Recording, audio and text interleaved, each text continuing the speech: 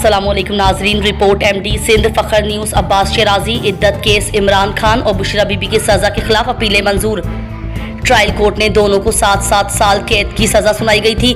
Medical board की तश्कील और उलमा से राय लेने की दरखास्त मुस्तरद, सजाए कलअदम बाइज्जत बरी कर दिया गया। इस केस में रिहाई का हुक्म जज मजूका ने रिहाई के लिए रूबकार जारी कर दी गई। खावर मानिका हैरान कुन तौर पर 6 साल खामोश रहे। इद्दत में निकाह केस का तहरीरी फैसला जारी। एडिशनल डिस्ट्रिक्ट एंड सेशन जज मोहम्मद अफजल मजूका ने इमरान खान और बुशरा बीबी की बर्रियत का तहरीरी फैसला जारी कर दिया।